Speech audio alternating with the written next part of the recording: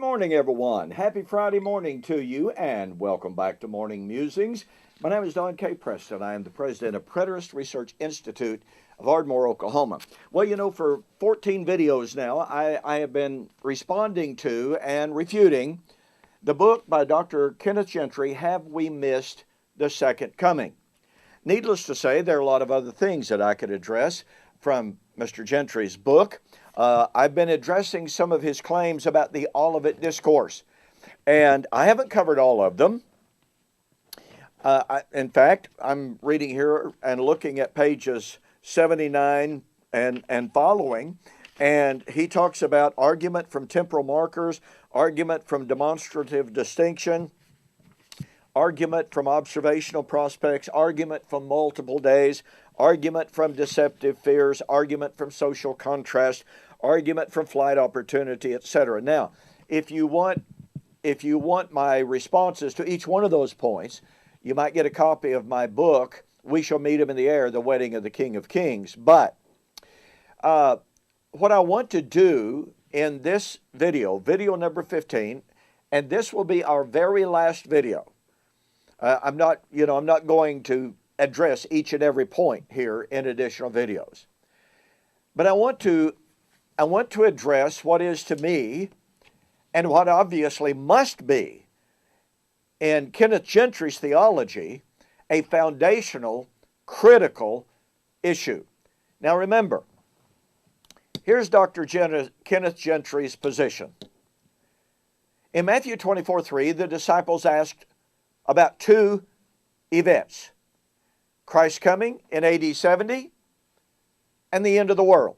Now, I've shared with you, Kenneth Gentry assumes, without offering a word of proof, not a keystroke, that the disciples were thinking about the end of the world, the end of human history. Guess what? There's no support for that. But that's his first assumption. Building on that assumption, Dr. Gentry then proceeds to find these so-called distinctions, these so-called contrast between AD 70 and the so-called end of the world.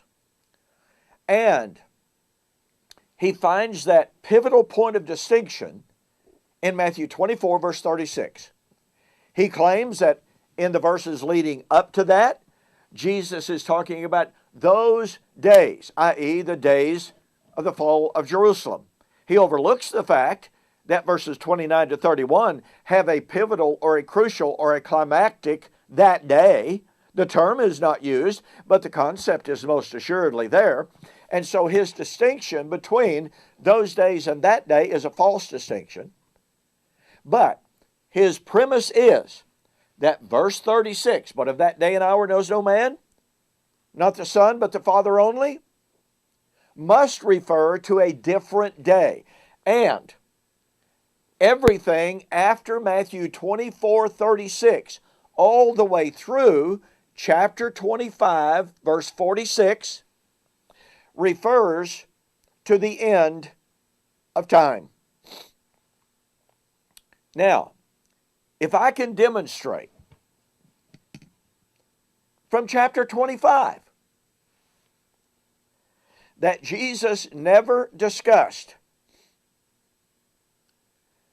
the end of time, if I can demonstrate that in Jesus' teaching in Matthew chapter 25, which Dr. Gentry says must be the end of the world, but if I can demonstrate that Matthew chapter 25, any of it, really, is actually talking about AD 70, then guess what? I have destroyed the very foundation of Dr. Gentry's eschatology. With that in mind, notice that in Matthew chapter 25, 1 to 13, Jesus tells the parable of the 5 wise, the 5 foolish virgins, and the coming of the bridegroom for his wedding. Now remember, according to Dr. Gentry, this absolutely must refer to the so-called end of time, because Matthew 24:36 all the way through chapter 25:46 is end of time. So Matthew 25, 1 to 13 is about Christ's coming for his wedding. Houston, we have a problem here for Dr. Kenneth Gentry. Let me read to you a couple of quotes from different works by Kenneth Gentry having to do with the wedding of Christ. In his book, He Shall Have Dominion, in the 2009 version, page 420, Dr. Gentry says that the New Covenant bride, quote, totally supplants Israel in AD 70, unquote. Do you catch the power of that quote? Dr. Gentry is saying that the wedding of Christ with the church took place in AD 70.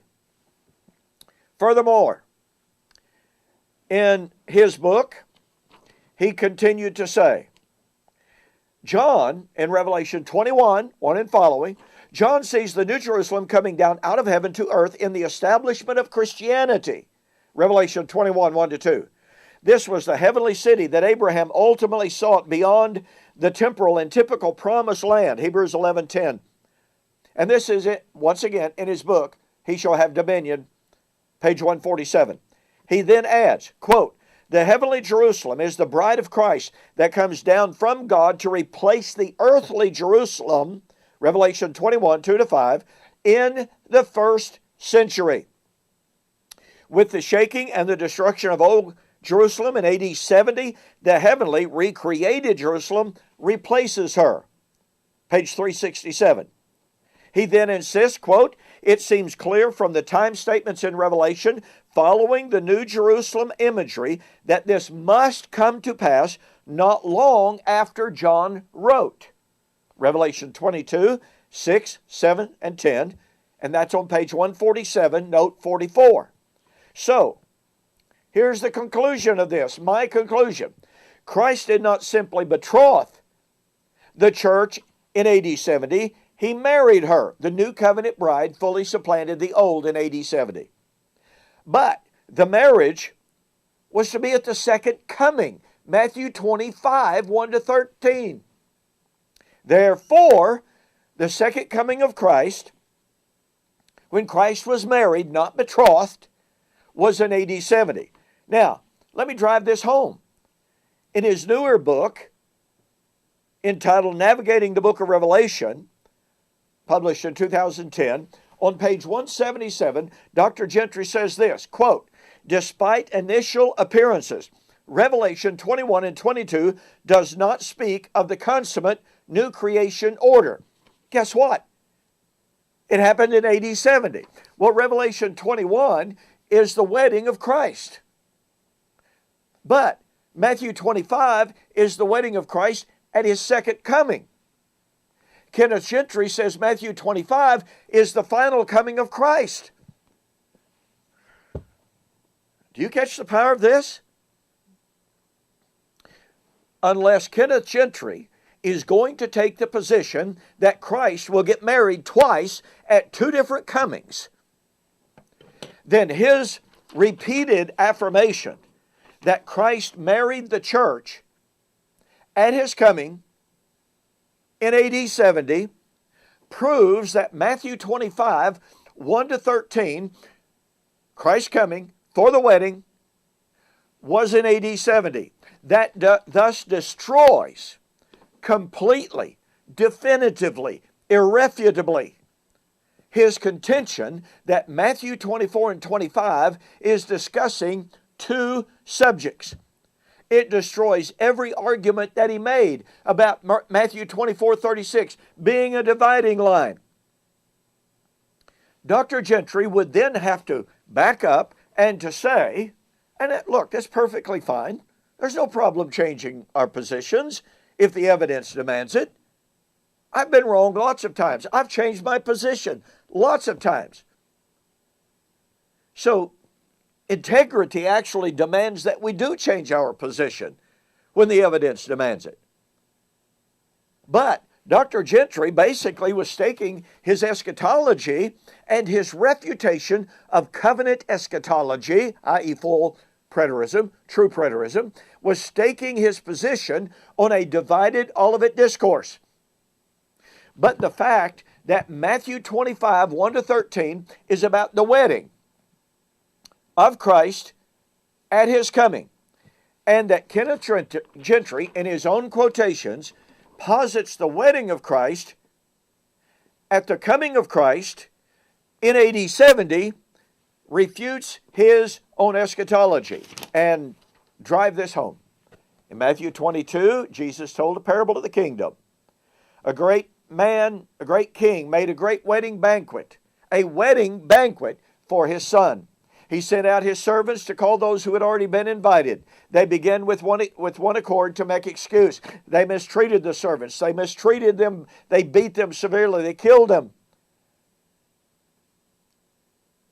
The master of that wedding, who had sent them out to say, all things are ready, come to the feast. He was angry, sent out his armies, and he killed those wicked men and burnt their city. You know, as Donald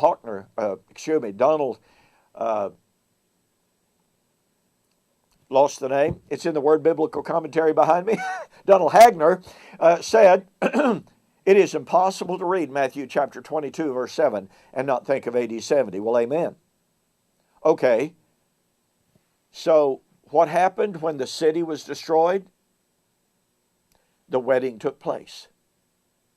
So the wedding of the Son would take place at the destruction of Jerusalem. But the wedding would be at the second coming of Matthew 25, 1 to 13.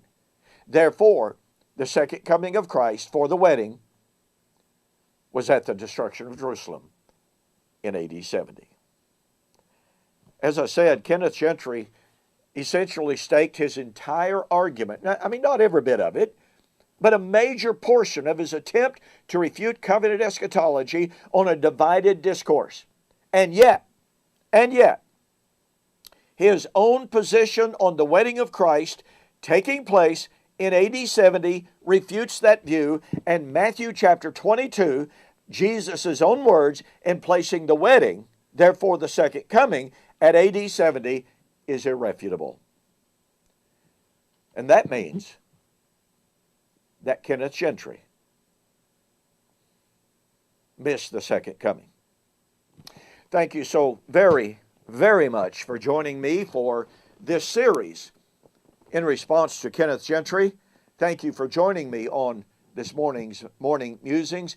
And if you wanted even more thorough response to much of Kenneth Gentry's work, go to my website, donkpreston.com and bibleprophecy.com, and get my book, We Shall Meet Him in the Air, The Wedding of the King of Kings. You will be absolutely amazed at how inconsistent and self-contradictory Dr. Kenneth Gentry is in his doctrine of eschatology.